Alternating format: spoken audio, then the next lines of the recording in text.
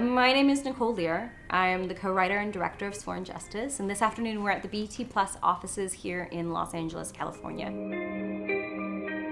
I think one of the things that really inspired me to pivot from going from acting to being behind the camera is that I wanted to tell stories that could help make the world a better place. As cheesy as that sounds, I think it's important for people to see role models, to see themselves. It's really important that as a person in the entertainment industry, we are multifaceted and we show our talents in many different ways, as well as represent Black females, not just in front of the camera, but behind the camera. And I also wanted to be a part of telling stories that I wanted to tell, and I find as a director I'm able to tell a lot more stories than I am as an actor. It's important to be able to do both, and I think they go hand in hand.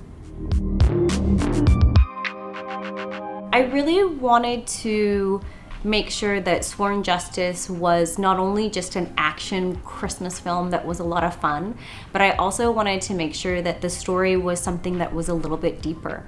And so my approach to it was really putting myself into the characters in the story as much as I could, and hoping that the audience will relate to it and really enjoy the film while also being entertained by the hard-hitting action. I think they can expect to have a lot of fun. I think on Christmas, around when it comes out at Christmas, I think everybody's always watched Die Hard, and now we have our own Die Hard. And not only that, they can expect a really strong female lead who's gonna kick some butt. At the beginning of the film, we find Sophie fighting for her life as an undercover cop where her cover has been blown. There's bullets raining down from everywhere. It is in a secret underground warehouse where she's been hiding out with the love of her life, and he is the lead of one of the massive cartel groups.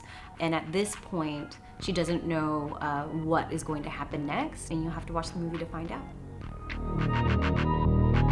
I think it's important for people to know that Sophie, although she has a really hard outer shell, there's a reason for that. And while she was undercover, she had to do quite a few things that made her that way. She is somebody that cares very, very much about the people around her. And she's fighting for survival. And I think a lot of people can relate to that. I am absolutely in love with our club scene. I think our stunts kicked ass while they were shooting it. I think our actors did an incredible job. I think our cinematographer, Aldo, did an incredible job lighting this scene. Not only is it awesome, but it's the same colors of BT, so it's really neat to play with those colors. We had so many amazing cast. Having Vivica A. Fox out was incredible. I've been wanting to work with her my entire career, so that was a really special moment for me, being able to work with her. But I think if I had to share one moment and a little sneak peek of something that happened behind the scenes, it's in our taxi, and Leland's in the backseat on the phone, but we needed somebody else to do the dialogue on the other end of the call. So we had our producer, Peter, and our first AD actually hop in the trunk. It was just the best spot that me and the cinematographer could think of to put him in to get the shot. So that was a fun moment we had on set. He's fine, I think.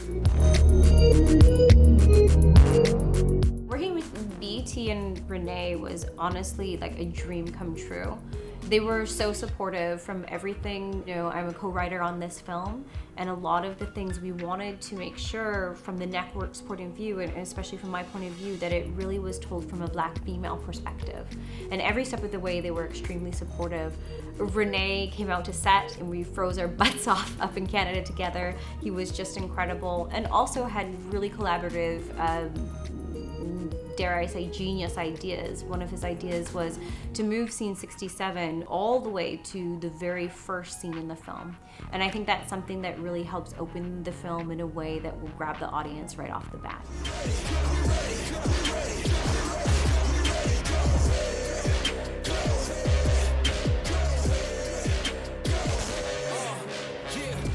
It's incredible sitting here in the exact same room where we pitched this film. We didn't know if we were gonna get the green light on this, and me and the producer Beth worked really hard to flesh out the story, to share with BET what it could be. And now we're sitting in the exact same room almost a year later doing the EPK with everything in the can.